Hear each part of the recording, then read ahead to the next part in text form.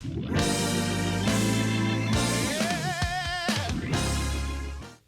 gente hoje vai falar do compromisso. Compromisso é o nosso assunto. E eu acredito que alguma vez você ouviu a expressão de hoje em diante. Ou você falou, agora vai. Agora começa, de hoje em diante. E eu acredito que esses tempos que acontece a eleição, sempre tem alguém acreditando assim, piamente que está resolvido depois de uma eleição, né? E a gente já sabe que não vai ter resolvido nada, mas a gente sempre tem alguém que a gente encontra que ele tem certeza que uma eleição vai resolver problemas que nós temos há décadas aqui na nossa cidade, no caso, né? Mas enfim, sempre a gente vai encontrar isso aí. Mas alguém sempre vai falar, né? Dava para ouvir no debate na sexta-feira, quem ouviu, que ambos os candidatos, né, no debate diziam, se eu for eleito, ou eles diziam do jeito deles, a hora que eu for eleito, daquele dia em diante, vai e descreve uma cidade que não existe, né? Uma coisa surpreendente. Mas a nossa história aqui, eu quero ter o desafio de passar, né? A gente está falando desse momento nosso, porque a gente está vivendo na história esse desafio de falar da igreja. O Paulinho, a gente conversando essa semana, o Paulinho falou assim, quem vem aqui dar o aviso, vai falar um negócio, não consegue falar direito, fala a CCBN, a nossa igreja, as nossas igrejas, e fica meio...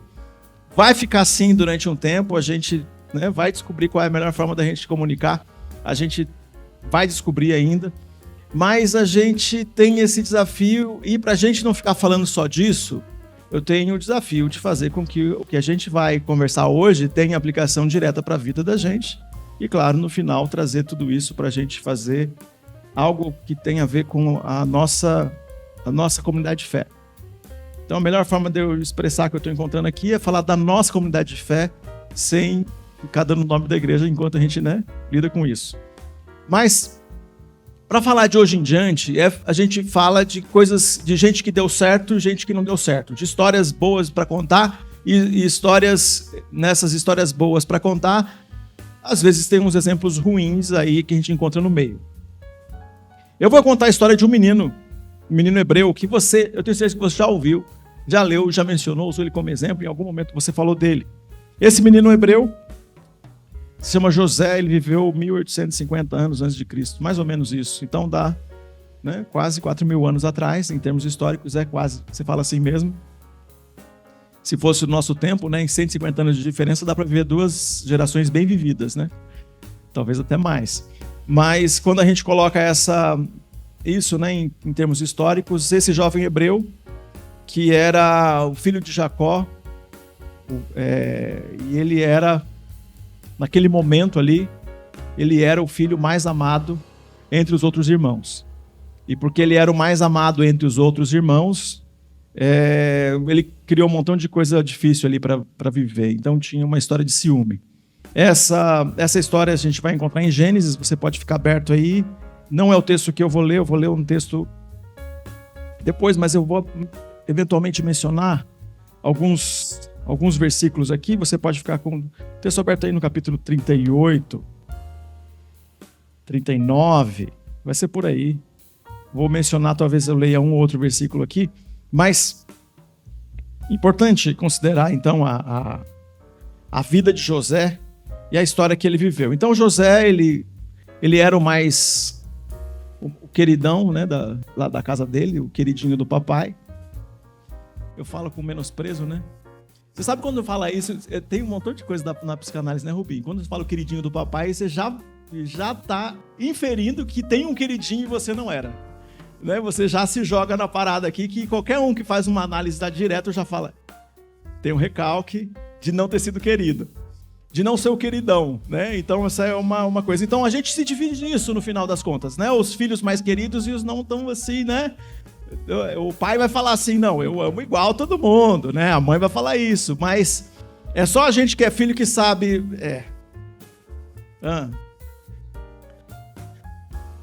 sim, tem o caçula também, né? Tem a coisa do caçula. E o José, ele não era o caçula, ele era dos 2 últimos, né? Então ele era tinha mais um depois dele que também era querido. Mas o que acontece aqui é que José, quando dizia que ele era filho da esposa favorita de Jacó. Bom, homens, primeira dica é não ter esposa favorita. Que dá errado, dá ruim, né? Não, pode ser favorita se for só uma, mas aqui os patriarcas tiveram muitas mulheres. Alguém fala assim, por que os patriarcas eles tinham um monte de esposa e a gente não pode ter hoje e tal? Bom, primeiro, para mostrar que não dá certo, tá? Não tem nenhuma história de patriarca que deu certo, eles com várias esposas. Então, mostrar que não dá certo. E a primeira, a proposta divina, a gente já tem, né? Um casal original, certo? Então, pronto, respondida a pergunta. Estudo bíblico, então, aprofundando a nossa fé. Essas perguntas você pode tudo ficar listando e mandar lá no dia, tá?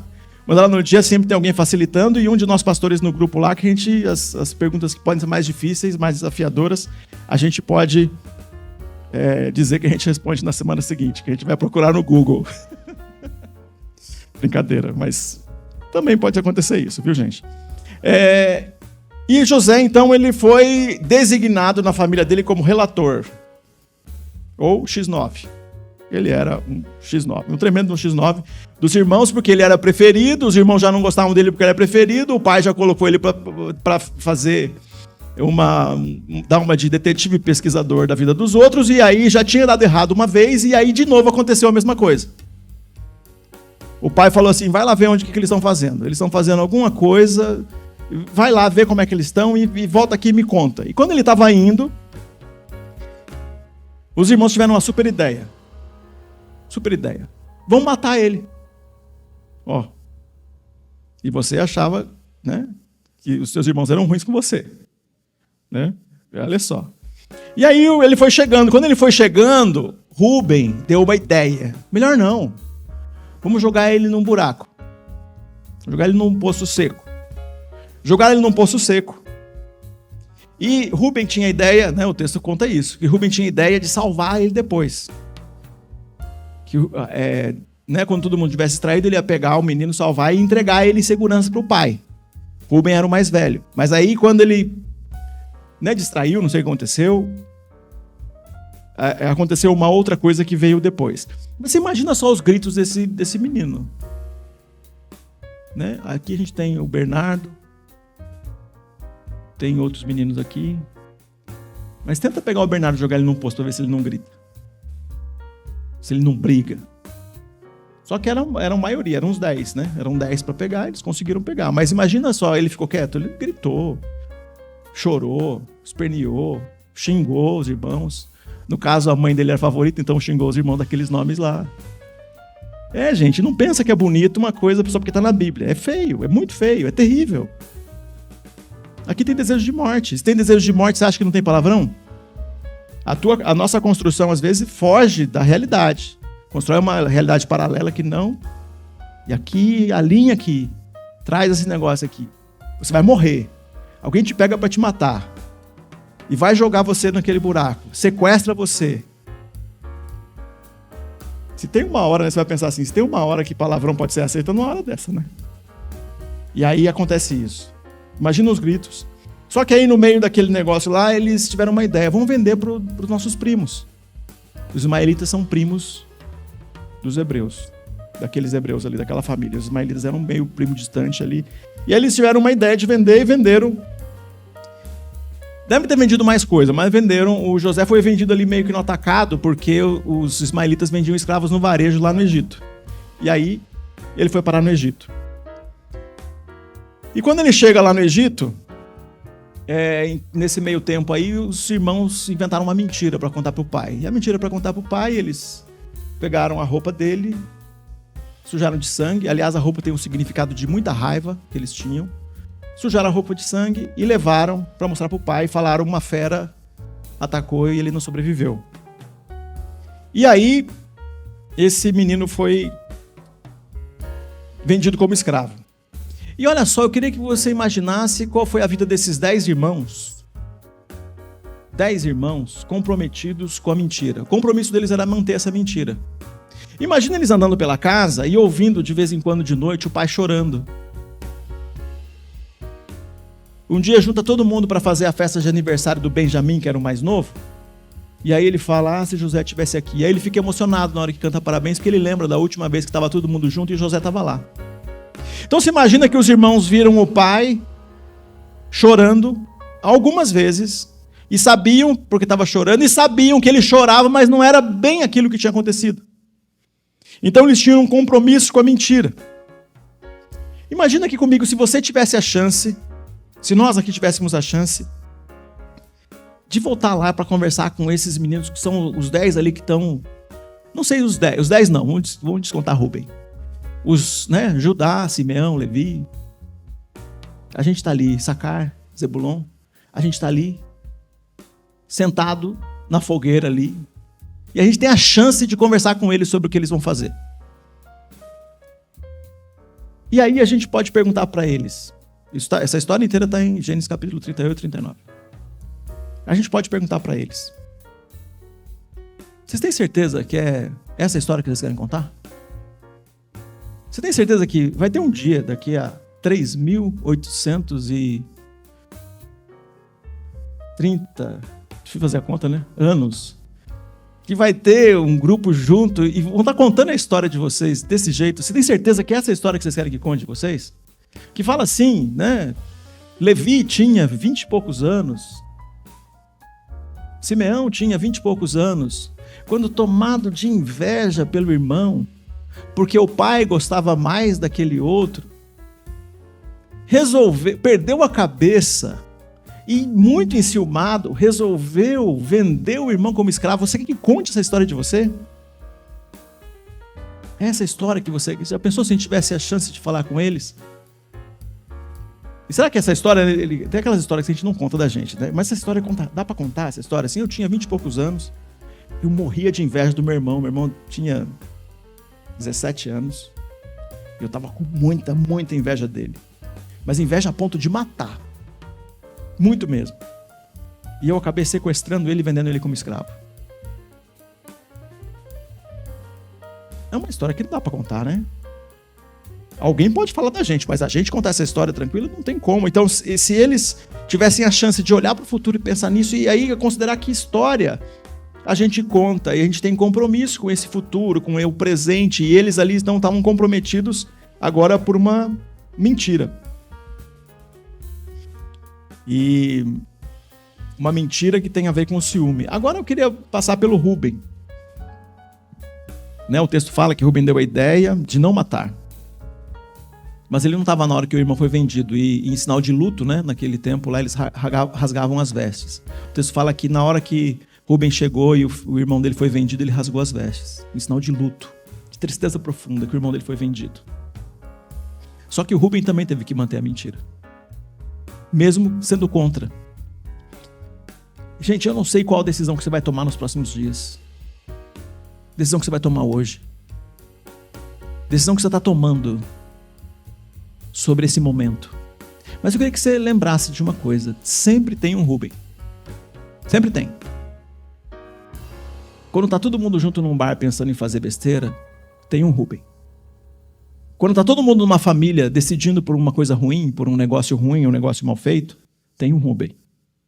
Quando todo mundo está na sala, nessa sala aqui, nesse grupo aqui, tem um Rubem.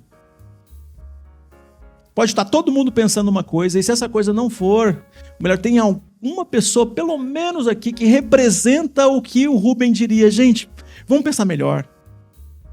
Tem uma outra possibilidade. O que a gente pode fazer? Isso quando nós não estamos divididos entre Rubens. Metade das pessoas representam Rubem, metade representa outro grupo aqui. A gente vendo que isso dessa ideia é ruim.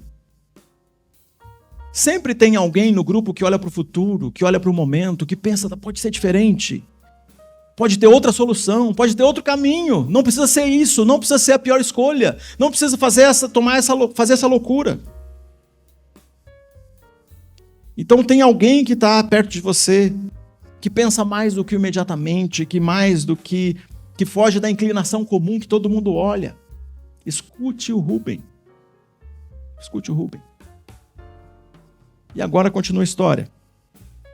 39:6. Ele está no Egito. Foi vendido como escravo. Ele era só um menino rico. Ele era só um menino rico até ali. Depois ele vira escravo. Ele sendo um menino rico, provavelmente ele tinha, né? A gente está falando de um outro tempo na vida das pessoas. Provavelmente tinha pessoas na casa dele que também eram escravos. Ele sabia o que um escravo fazia. E ele chega lá no Egito. E eu imagino assim, se eu estou falando aqui da história, o que José contaria? José podia contar assim: fui sequestrado e vendido como escravo. Decidi não viver como vítima, confiar em Deus e dar o melhor de mim com o que eu tinha. José tinha tudo para... Ele tinha a situação que, se ele tivesse vocação para o suicídio, né, no sentido de ter um chamado assim forte para o suicídio, era isso tudo que precisava para ele fazer isso. Só que até aqui, ainda estou contando um pedaço da história, a história continua. Mas ele resolveu viver de um outro jeito. E não deixou. Ele tinha compromisso que estava fora dessa lógica comum das pessoas de ser um rebelde. Um cara que começa um motim, que junta todos os escravos e se rebela naquela casa e resolve fazer alguma coisa, que sequestra os patrões, que mata alguém, que faz uma loucura, ele resolve viver uma outra coisa. Só que a história dele, que até aqui está parecendo que ele está fazendo do jeito certo, cruza com a história de uma outra pessoa. Igual a nossa história aqui. Igual a tua história. E a história aqui cruza com a senhora Potifar, que está no capítulo 39. Que é a dona dele. Tem o dono dele e tem a dona dele. O casal, dono da casa, onde ele trabalhava. E quando cruza a história dele com a senhora Potifar, ele já tem mais ou menos 20 anos, 19, 20 anos. Ela fica muito interessada nele. Nos versículos que a gente tem, né? 39, capítulo 39, versículo 7. Algum tempo depois, a mulher de seu dono começou a cobiçar José. Um dia ela disse: venha, vamos para a cama. Vocês entenderam, né, o que ela está falando, né? Que não é para dormir. Entenderam? E que ela é casada. Entenderam também? E que ele é solteiro. E que ele é escravo. E que tem uma fantasia o tempo todo de uma mulher que dominar o seu escravo. E que tem uma fantasia o tempo todo do funcionário transar com a chefe. Do patrão com a empregada. Do patrão com a secretária. Do chefe com a secretária. Da dona da empresa com o funcionário. Isso é fantasia. Desde sempre. No mundo. E José diz o seguinte, ele recusou, dizendo assim: escute, dá para ver, gente, ele ensaiou esse discurso, porque é um discurso ensaiado, ele deve ter pensado várias vezes para dizer isso aqui, ó. Escute, o meu dono não precisa se preocupar com nada nessa casa, pois eu estou aqui. Ele me pôs como responsável por tudo que tem. Nessa casa eu mando tanto quanto ele. Aqui eu posso ter o que quiser, menos a senhora, pois é a mulher dele. Sendo assim, como poderia eu fazer uma coisa tão imoral e pecar contra Deus? Aqui a gente está vendo um homem que tem um outro tipo de comportamento e de compromisso. Aqui eu queria que você tirasse desloca um pouquinho a ideia do moral e imoral, porque aqui não é essa questão. Desloca um pouquinho do certo e do errado também, porque aqui também não é essa questão. Porque se a pessoa é escravo, não tem certo e não tem errado. Tem o patrão que manda e você obedece. Ele é escravo, mandou, faz. Ele provavelmente tinha licença. Uma licença de que ele é escravizado. E ele corria risco de vida em fazer o que ela estava propondo e em não fazer também. Ou vocês acham que ela não podia mandar matar ele? Ela era dona dele. Então ele tinha risco de vida nas duas coisas. Mas o compromisso dele estava tão fora da lógica daquele momento e provavelmente da lógica que tem guiado, né, nosso mundo até aqui. Fora da cultura do nosso tempo. E ele está comprometido com alguma coisa que vem de longe. E que não tem a ver nem com aquele povo ali, onde ele está. Tem a ver com a relação que ele tem com Deus. E ele fala, na hora que ele está dizendo isso aqui, como? Né? Sendo assim, como eu poderia fazer uma coisa tão imoral? E pecar contra Deus. Então ele coloca uma coisa que para aquela mulher não existia. E aí tem, né, que história que a gente, né, poderia ser contado? Que história José podia contar? a história que a gente conhece, fui fiel a Deus porque Ele cuida de mim. Fui comprometido com aquilo que Ele tem me oferecido. Apesar de eu ter sido raptado, vendido como escravo, eu continuei fiel, mantendo os princípios eternos, porque isso tem todo sentido para mim. Ou ele podia. Imagina só, se José tivesse feito o que todo mundo faz, a história seria: tirei vantagem da confiança do meu chefe e dormi com a mulher dele. Desonrei a ele e a Deus.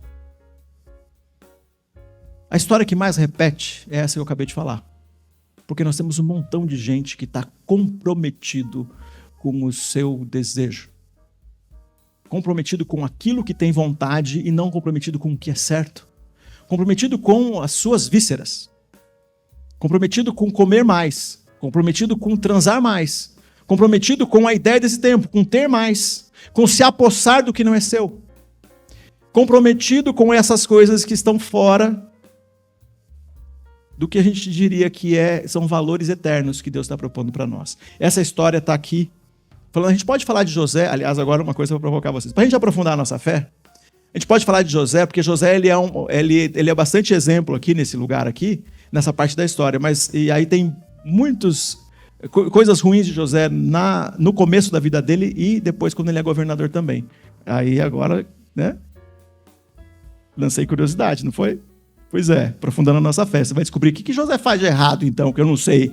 Porque todo mundo fala que ele é o heróizinho do Antigo Testamento. Mas ele faz coisa errada. Continua a vida. Ele é um homem de sucesso. Na cadeia, depois como governador. Então, José vai indo, vai vivendo. Mas eu queria, aqui, a partir da história de José, que é uma história bem conhecida no Antigo Testamento, eu queria que você pensasse sobre a tua história. O que move você a tomar as decisões e como você vai ser conhecido, ou é conhecido até aqui? Que a gente pode falar, em algum momento você diz, de hoje em diante, eu vou ser conhecido por alguns outros princípios. Eu vou ser conhecido por ser disciplinado, por fazer exercícios. Eu vou ser conhecido porque eu vou terminar o meu curso. Eu serei conhecido porque nos dias difíceis eu vou manter meu compromisso. Num dia assim, meio chuvoso, eu vou para a igreja. Num dia assim que está meio diferente, eu vou manter meu compromisso. Eu vou estar lá na minha comunidade de fé. Num dia que está meio diferente, num dia que, por circunstâncias que eu não consigo nem compreender completamente, a gente muda de prédio. E eu estou olhando para essa direção agora de propósito. Ou no dia que eu não consigo nem entender direito, porque coisas mudaram e eu não consigo nem compreender a dimensão inteira, a gente mudou de horário. E eu estou olhando nessa direção agora de propósito.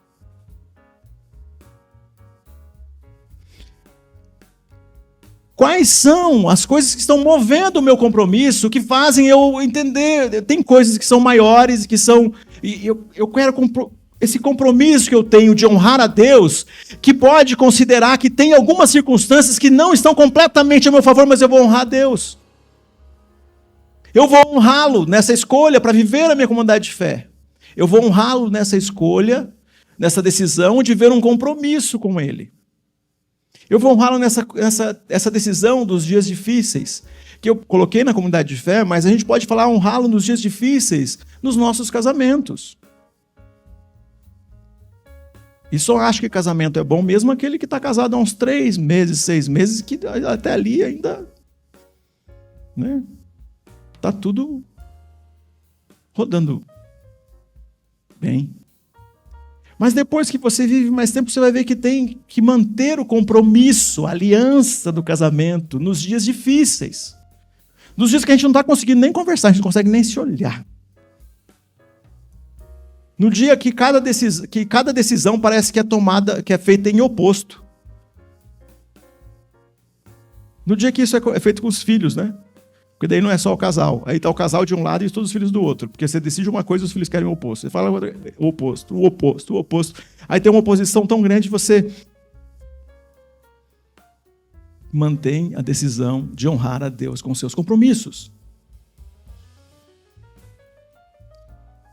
E aqui a gente vê que José manteve esse compromisso nos dias difíceis. E o manter o compromisso no dia difícil, aqui a gente vê claramente no dia da tentação. O dia que foi tentador para ele não manter o compromisso. Tentador no sentido de ter vantagem. No caso de tomar coisas que não era dele. E depois, os dias difíceis, quando ele está preso, e nessa parte eu não gastei tempo, nos dias difíceis quando ele está preso, que tem a sensação de que Deus não está respondendo às orações dele. Porque ele fica preso e tem um dado momento que parece que tem uma chance dele pedir para um homem que ele interceda com o rei, e o rei, quem sabe, né, olha para o caso dele. Demora 2 anos. Você está esperando 2 anos por uma resposta de oração? Tem uma resposta de oração que você está esperando, que o teu coração está apertado, não chegou ainda. Talvez não seja 2 anos, talvez seja a sensação de 2 anos, porque pode ser que você está orando 2 dias, mas você parece que faz 2 anos. Você está orando faz 2 semanas, mas a sensação é de 2 anos. De que parece que Deus não está ouvindo sua oração. A sensação de que a resposta nunca chega. E nesse momento aqui, José manteve o compromisso com os valores que eram eternos. Ele manteve essa relação com Deus.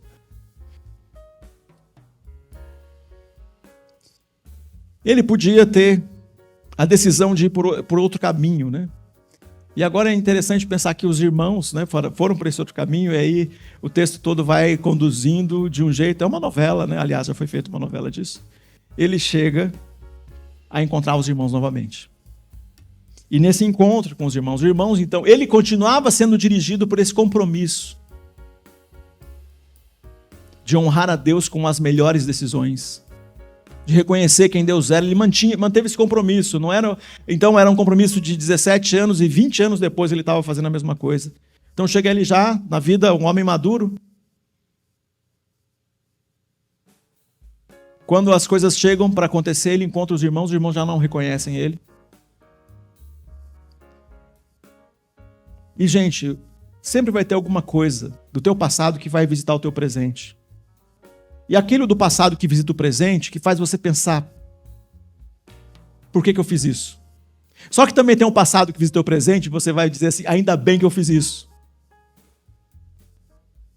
O teu eu, hoje, agradecerá ao teu eu de 20 anos atrás. Eu agradeço o meu eu de 29 anos atrás, que disse sim para o casamento, para a aliança do casamento. E o meu eu de 5 anos atrás, de 10, de 15, de 12, de 11, que manteve a aliança do casamento.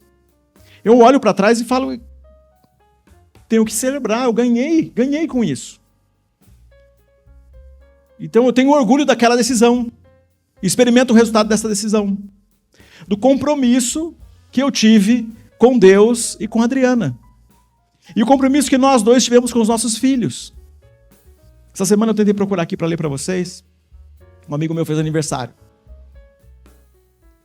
Um amigo meu que eu visitei, um amigo que a gente construiu, que eu visitei ele num dia muito difícil. Que toda vez que a gente se vê, ele lembra desse dia. Ele tinha descoberto que o filho dele tinha mielomeningocele. Aliás, essa semana foi o dia da mielomeningocele. Ele tinha descoberto isso. E geralmente descobre isso, o bebê tá no ventre. Aliás, quando é muito grave, até tem alguns pais que conseguem o direito do aborto a partir dessa descoberta. Né? O aborto legal. E aí, o que aconteceu é que eles estavam muito preocupados com isso e a gente pôde visitar essa família no meio dessa angústia. Esse amigo. Antes do Enzo nascer, que é o filho dele. E a gente foi lá, né, por influência da Raquel, que é a mãe do Renato, que vocês conhecem, né, a irmã da Miriam. A gente foi lá visitá-lo lá em Sorocaba. Ele é pastor de uma igreja que naquele tempo era pequenininha, agora é grande, uma igreja grande lá em Sorocaba.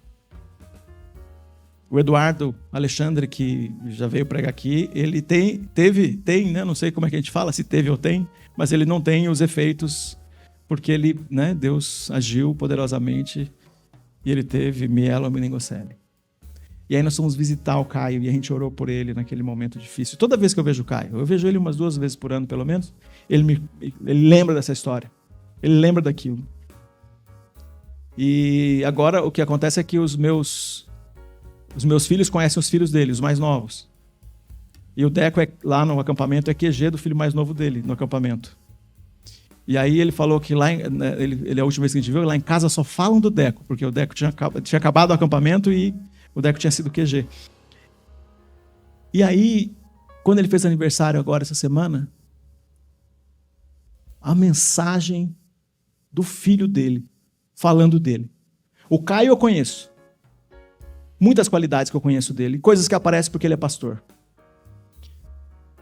Mas eu pude conhecer aquele Caio que eu via, que eu vejo, que eu sei quem é, eu pude ver através dos olhos do filho dele, através do que o filho dele escreveu dele. E o que o filho dele escreveu dele é uma daquelas coisas emocionantes para qualquer pai ler. Quem é pai, que tem filhos mais ou menos naquela idade, ele falando do caráter do pai, falando de quem o pai é, ali eu consegui ler a história de quem está comprometido com a paternidade, com o casamento, com ser um homem de caráter, com os valores. Fiquei feliz de ver aquilo. E aí eu escrevi para o Caio, né? Um pouco disso que eu falei para vocês aqui.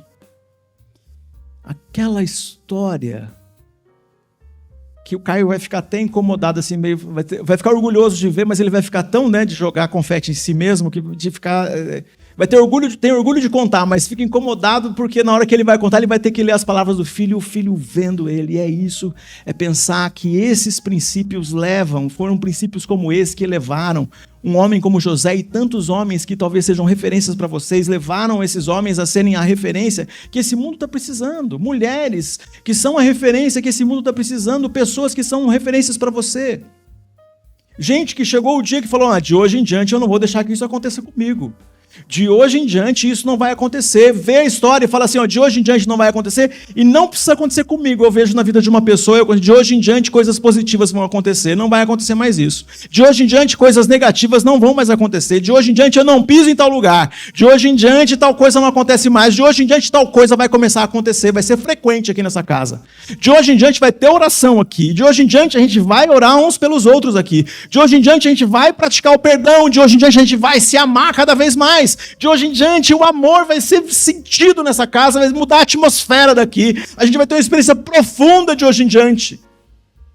De hoje em diante. O desemprego é difícil, mas o desemprego não vai matar a gente, não vai matar a fé da gente, não. A gente vai orar mais. De hoje em diante, o divórcio, difícil, mas de hoje em diante o divórcio não é o ponto final da minha história. O divórcio foi uma história, só uma história. Um tempo ruim. Vou encontrar um jeito de contar novas histórias.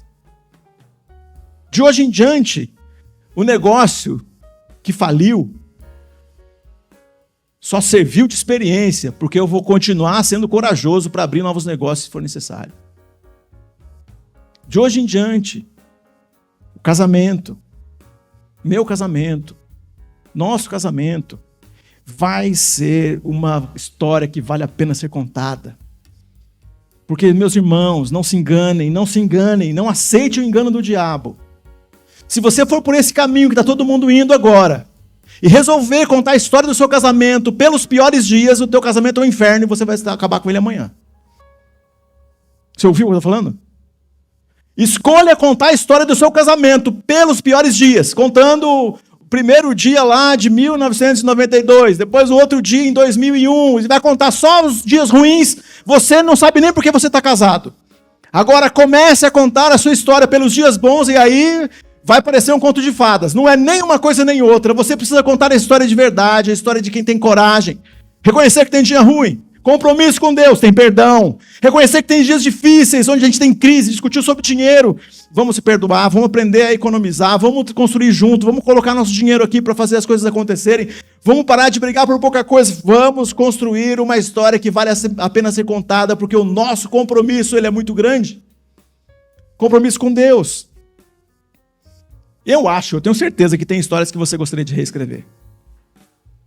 Porque foi contado a partir dos dias difíceis. Meu pai morreu, e para eu lidar com a morte do meu pai, eu precisa da ajuda de amigos. Eu contava a história do meu pai a partir dos dias difíceis que eu tinha com ele. Sabe por que eu fazia isso? Para aguentar a falta dele. Mas agora eu sei depois de terapia, depois de conversa, depois de amigos, depois de um monte de coisa. Meu pai era um cara super. Todo mundo amava ele. Mas eu consegui construir o meu pai de um jeito que ninguém gosta. Eu construí de um jeito que não era para ninguém gostar dele.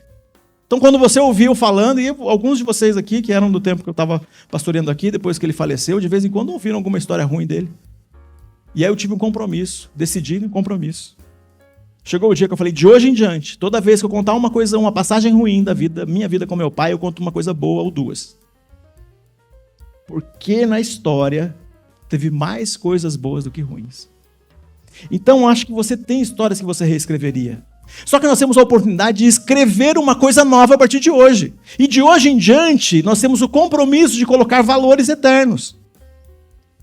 Tem coisas que não dá para pagar. Melhor não falar. Mas de hoje em diante, tem coisas que dá para começar a fazer. E eu queria desafiar, e é isso que a gente está fazendo aqui, comece daqui, comece agora, comece hoje.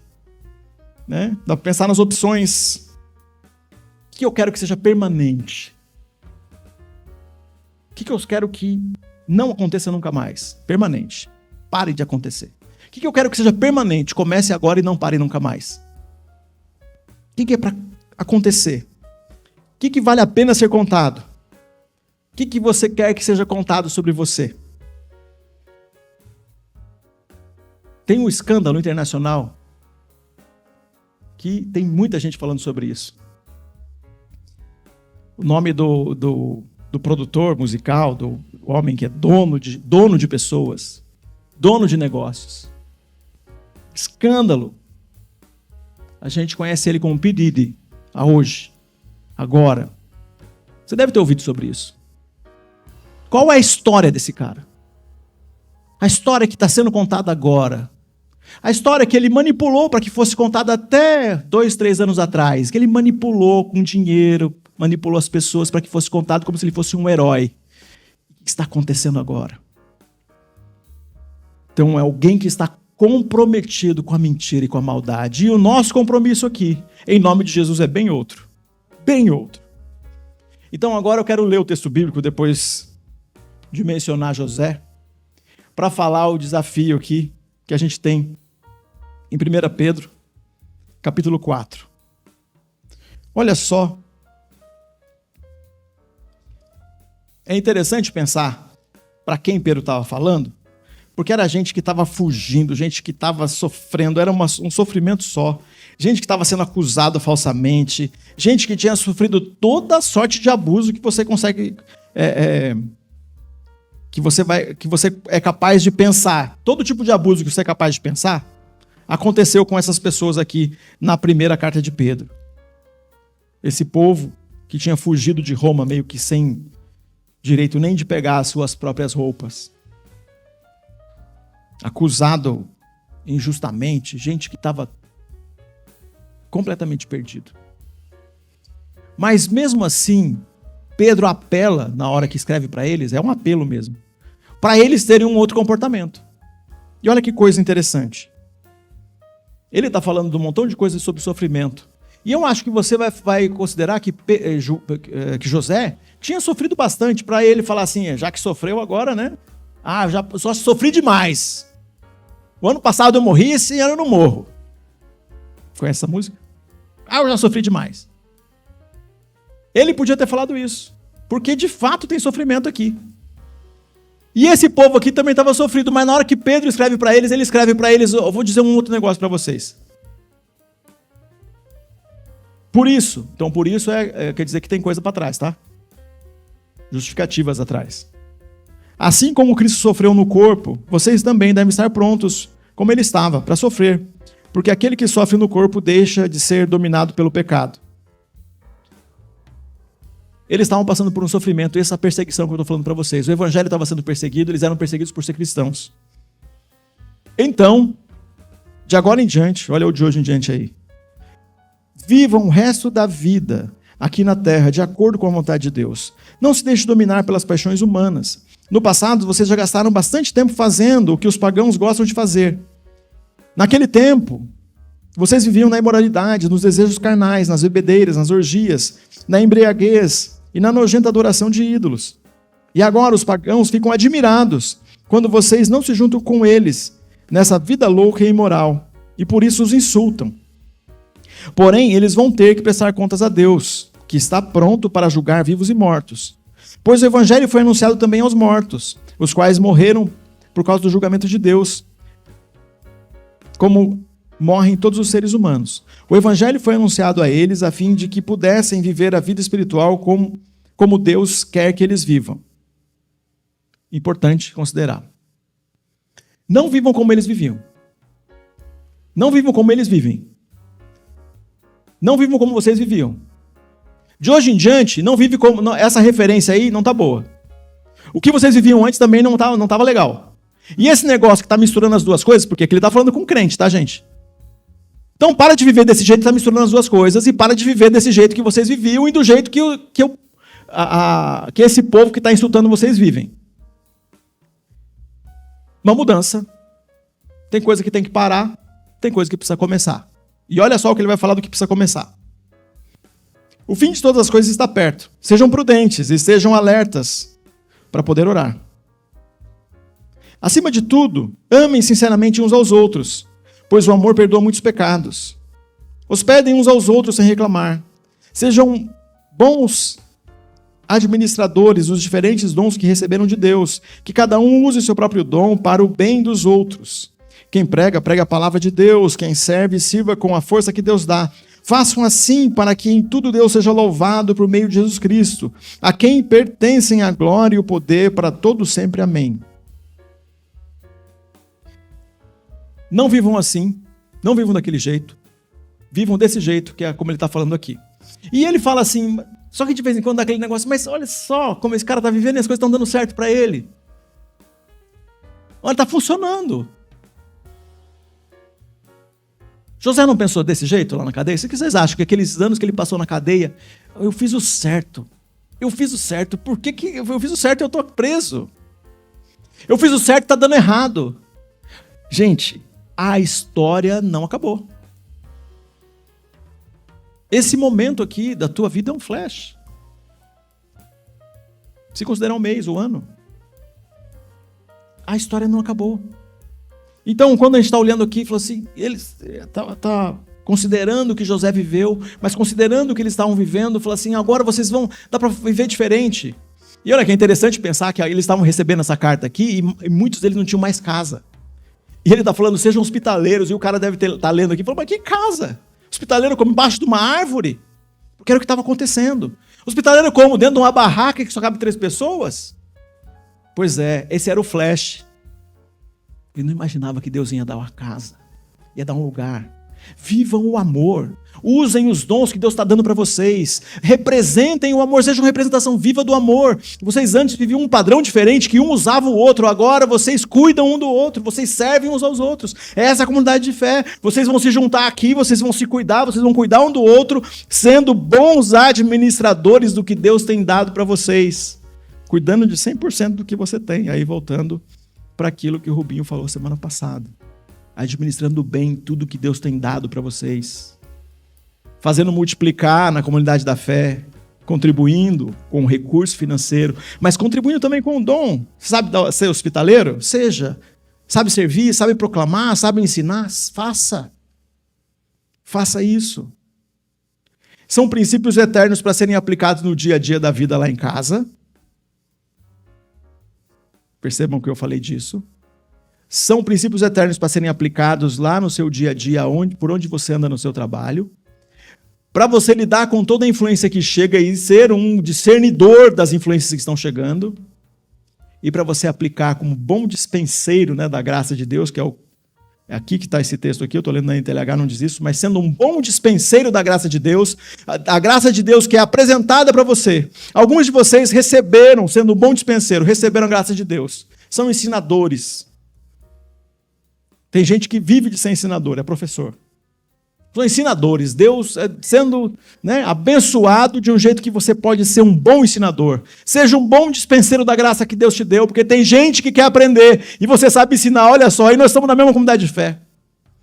Tem gente que gosta de criança. Seja um bom dispenseiro da graça que Deus te deu. É hora de você usar teus talentos aí. Outra coisa sobre oração. Eu vou orar sem cessar. O que eu vou orar? Eu tô meio de bobeira aqui. Eu posso orar? Não. Quem está de bobeira não é para orar. Viu o que você falou aqui? Tô meio de bobeira, tô meio distraído. Não. A oração não é para quem está distraído, viu? Tô meio sem nada para fazer aqui. Eu acho que eu vou ficar na intercessão. Então, pode parar. Oração é lugar da ação. É o lugar de gente que age. É o lugar de gente que está atento, que discerne.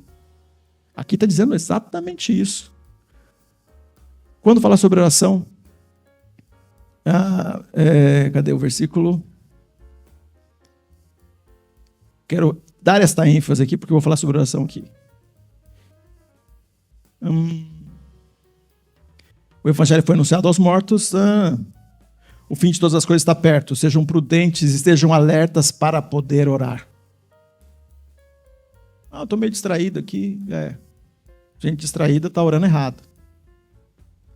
Gente distraída orou pela eleição agora, orou pela outra eleição e orou errado. Falou o nome de quem ia ser eleito, como se Deus não possa abençoar qualquer governante que Deus dá para nós. Orou errado. Nós oramos para sermos abençoados e que Deus seja engrandecido, independente de quem for o rei. Independente de quem estiver em qualquer poder aí.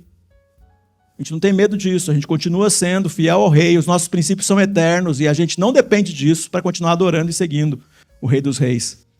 Esteja alerta. Porque o príncipe desse tempo está enganando muita gente. Então quem ora tem que estar alerta e aí vai falando dos dons que você precisa usar. E se você lidera, usa o teu dom. Mas não tem só dom.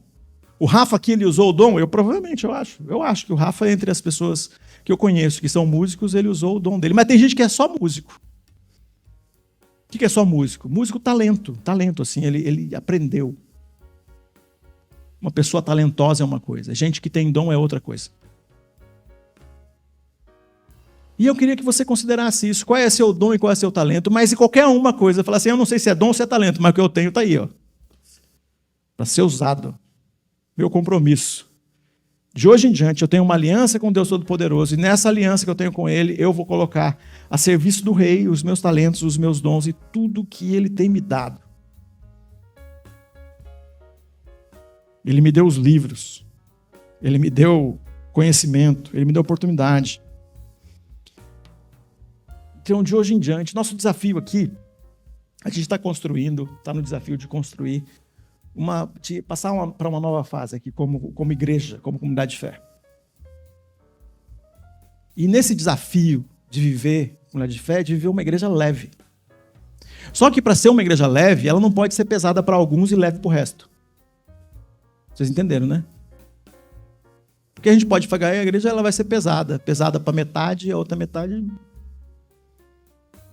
A gente quer que seja uma igreja leve. E é uma das coisas que acontece quando a gente quer que a igreja seja leve, a gente precisa considerar as pessoas que Deus tem trazido aqui. Deus está trazendo aqui. E a gente quer viver esse desafio do compromisso. Do compromisso que passa, né, pelos dos dons. Por ser uma comunidade de amor. Por todo mundo ser responsável pela atmosfera desse lugar. A gente assumir novos costumes. A gente tem compromisso com o fim e com o começo. Com manter coisas e com deixar coisas, com começar coisas e com parar de fazer coisas. A gente tem compromisso com isso. E a gente vai pensar melhor nisso. Como que a gente vai fazer? Então a gente vai ter que pensar em contas que precisam ser prestadas e em contas que a gente vai fazer, do que a gente tem. A gente quer usar tudo o melhor para o serviço do reino. E agora? Então, agora vocês já sabem, né? Hoje tem apelo. Eu continuo sendo o pastor que faz apelo. Gente, nós temos algumas necessidades aqui que são imediatas, são assim, para ontem. Das necessidades que nós temos aqui que são imediatas, é coisa que a gente já está fazendo, mas coisas que a gente pode fazer melhor. Coisa que já acontece, que de algum jeito você já participou, mas que pode ser melhor, ser bem feita. Que a gente pode dividir de um jeito que não seja pesado para ninguém. Que ninguém faz de mais e ninguém faz de menos. E todo mundo sente que está participando de uma comunidade de fé, onde o amor é experimentado através dos dons e dos talentos. E não é feito na pressão, né? É feito com prazer mesmo. Tem um grupo de pessoas que está animado para fazer, para cumprir, para viver isso. Esse é o desafio que a gente está vivendo. Na semana passada a gente falou, né, que Deus dá graça, e a graça multiplica tanto quando ela é derramada na gente, que a gente é tão orado que a gente nem sabe o quanto, né? O texto que o Rubinho terminou ontem fala que aquele que semeia vai colher da multiforme graça de Deus de um jeito que não dá para contar. Então, lá naquele texto que o Rubinho terminou, estava falando de dinheiro, começou falando de dinheiro, mas termina não está falando de dinheiro, está falando de um montão de coisa boa que a gente tem. Então tem coisa boa. Quantas vezes chegou aqui um dia no culto e alguém que estava ministrando louvor chegou e disse, queremos agradecer por esse lugar. Você já lembra de alguém falar? Queremos agradecer por esse lugar que a gente pode adorar, que a gente pode cultuar livremente. E aqui a gente faz associação com os irmãos que não podem fazer isso lá na Índia. Quantas vezes você já ouviu uma oração assim aqui? Pois é. Você já pensou em quem deu a oferta para construir essa coluna aqui, ó? Você imaginou que a gente está orando por isso? E quando a gente está orando por isso, aquela pessoa, daquela família que doou o dinheiro para que essa viga, essa coluna estivesse aqui. É isso. Já pensou que a gente está agradecendo, Senhor, obrigado pelos recursos que a gente tem? Para aqui. Tua oferta ali. É o recurso que a gente tem. Para aqui. A Lu comprou lápis de cor para trabalhar um dia lá na casa dela, numa dinâmica com os pré-adolescentes lá atrás.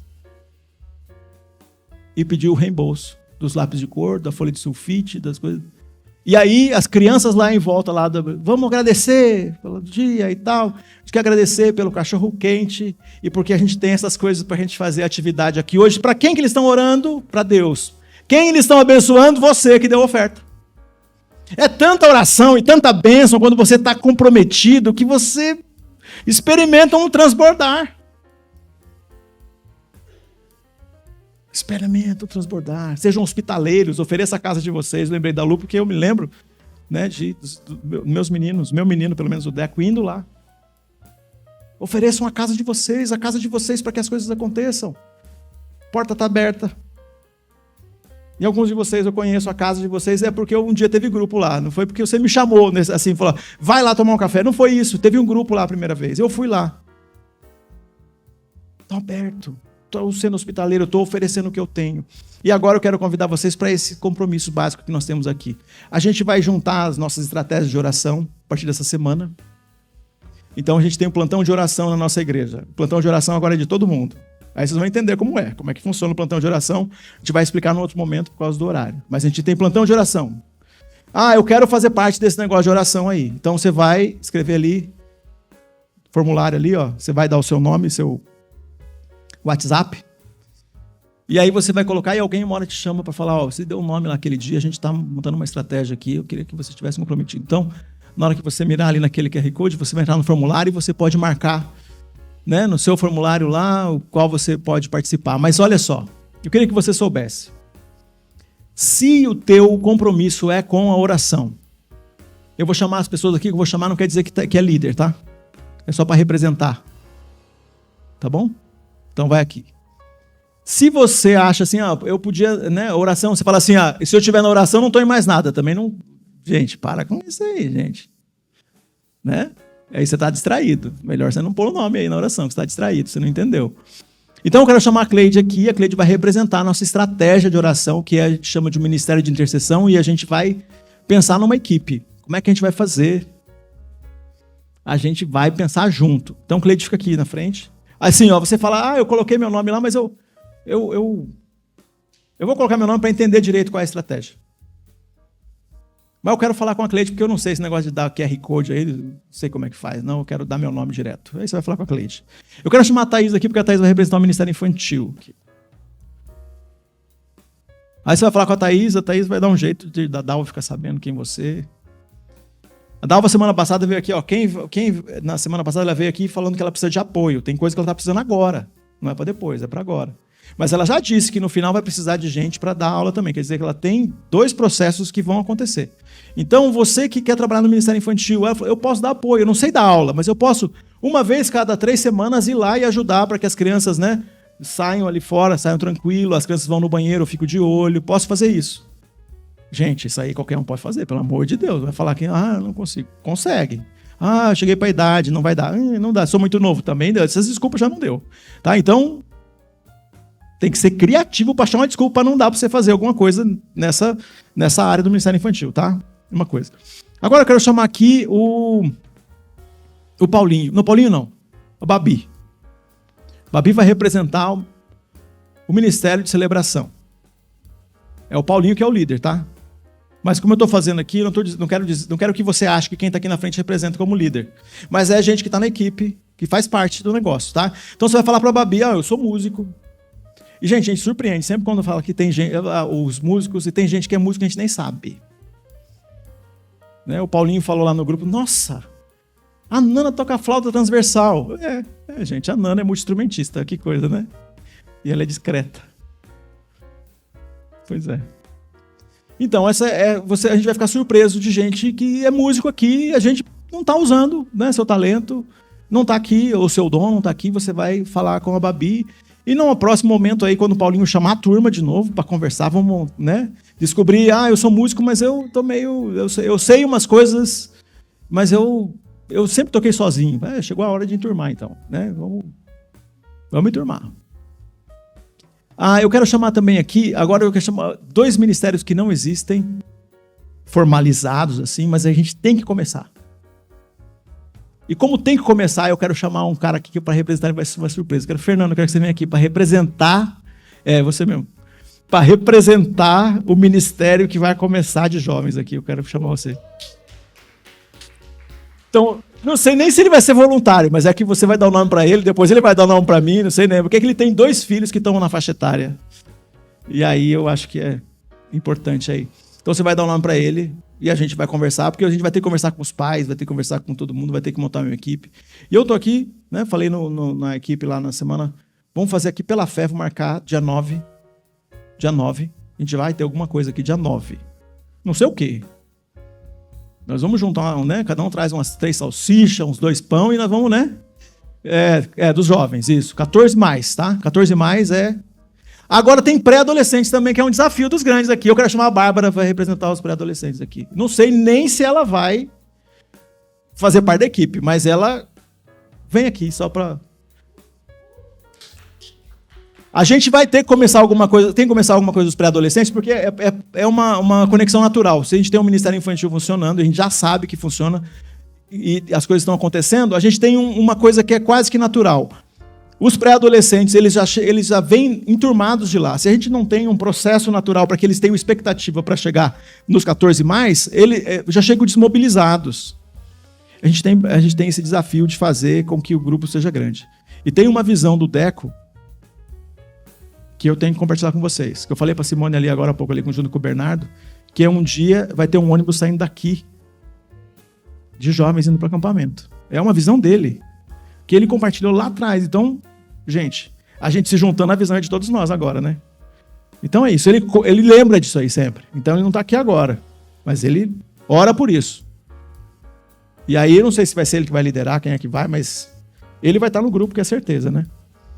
E a gente agora tem mais. Tem grupo que já existe, tem grupo de homens que já existe, que a gente não precisa chamar ninguém aqui pra frente. É só ser homem, pegar e escrever, tá em algum grupo aí. Falar, eu não tô em nenhum grupo de homens. Então, só falar aqui, já cai em 2 rápido. Né? Tem um que se reúne durante a semana e tem um que tem os eventos esporádicos aí que o Vlad organiza, né? O Vlad, o Renato, o pessoal aí, que acontece geralmente aos sábados, uma vez por mês, uma vez cada mês e meio. Turma aí. Das mulheres, entre elas, é a Babi, a Lu, né? Tá tudo junto e misturado. Aí tem um evento, quando que vai ser? 9 de novembro. Então, as mulheres também. Então, tem coisas que já estão acontecendo, o Ministério Infantil está acontecendo. Aqui, vai falar com a Babi e falar assim, mas é só músico. Não, é técnico também. Projeção, transmissão. Falando, mas o que faz, né, a pessoa? Eu vejo, né, o que faz? Eu vejo o Flavinho atrás do computador lá e ele mexe na câmera de vez em quando. Será que faz só isso? Mas você tem a chance de aprender. A chance de aprender uma coisa. E a gente tem também os grupos. A gente está chamando de pequenos grupos. A gente nem existe ainda. Gente, não existe. Eu quero chamar a Simone aqui, ó. Porque na casa dela, a gente teve grupo, gente alcançada, gente batizada, teve, né? Glória a Deus por isso. Né? Então a Simone vai ficar aqui, e se você fala assim, eu acho que quando a gente pensar na estratégia de pequenos grupos, eu quero dar um nome para Simone. Lá você pode ter, no QR Code já ter escrito lá. Na casa de alguns de vocês aconteceu, né? Aconteceu grupos, e a gente quer pensar nessa estratégia para o ano que vem. Como que a gente vai fazer isso? Mas agora tem a semente. Qual é a semente? Aprofundando nossa fé, quarta-feira, às 20 horas. Vai lá. Vai lá. Vamos junto, vamos caminhar junto. Tá bem? Gente, compromisso. Qual é a história que você quer que seja contada? Eu tenho umas histórias que eu quero que seja contada. Eu tenho umas histórias. Eu queria muito que mais pessoas falassem. Um dia eu fui lá no grupo, na casa da Bárbara, na casa da Simone, na casa do Fernando, na casa do Rubinho, na casa do Vlad, lá em Santos, ó. Na casa do Robert. Alguém vai dizer assim, eu fui lá, Jesus tocou meu coração e eu tô aqui hoje me batizando. Quero ouvir histórias assim. Várias. Eu quero ouvir gente dizendo assim, eu pensei que Mas aí, pensei que não tinha mais jeito esse negócio de grupo, até o dia que eu fui tocado pela hospitalidade da Beth e do Ulisses lá em Interlagos, e aí meu coração derreteu, atmosfera de amor. Voltei para Jesus por causa deles. São essas histórias. Novas histórias que nós vamos contar, testemunhos que nós vamos contar, e eu quero que você se empodere disso. Eu queria que você imaginasse José velho contando as histórias legais que ele viveu, e tudo passava pelo poder de Deus. No privado, né? Nas relações restauradas dele com o irmão, perdão, eles irmãos. Nas aventuras e desventuras que ele teve até virar governador, e nas desventuras também como governador, as coisas difíceis que ele teve, histórias que você vai contar. Lugar de segurança, das histórias difíceis que você vai poder contar. Pedir oração, orar por cura. Pedir oração para que você tenha uma nova história para o teu casamento, para a tua família. Tudo isso. Tá bom? Conto com vocês. Contamos com vocês. Compromisso. De hoje em diante, a gente quer fazer mais. Estar mais presente na vida uns dos outros. Vamos fazer uma oração? Senhor Pai Todo-Poderoso, a gente sabe do desafio grande que é. A gente, no dia a dia, lidar com a cultura do nosso tempo, lidar com as pessoas que estão em volta de nós, lidar com tanta pressão e tanto sofrimento. Às vezes o sofrimento chega na nossa casa. Tem dias difíceis na nossa vida, na nossa casa, na nossa semana de muito aperto. Mas a gente sabe que o Senhor é Deus presente, e o Senhor se faz presente através desses ministérios. Através do Ministério de Casais, não tem ninguém representando aqui, mas a gente tem também. Através dos grupos que vão nascer. Através das casas que estarão com as portas abertas, através daquilo que a gente vai fazer. O Ministério de Ação Social, que agora não tem ninguém representando aqui, mas nós também precisamos. O Senhor se apresenta poderosamente através de estratégias que a gente, como comunidade de fé, quer viver. Que adolescentes, pré-adolescentes, crianças, adultos, te conheçam como Senhor e Salvador, repetindo histórias que eu tenho certeza que alguns aqui têm para contar, que viveram isso, que experimentaram isso. Faz de novo, Senhor, em nome de Jesus. Amém. Deus abençoe vocês.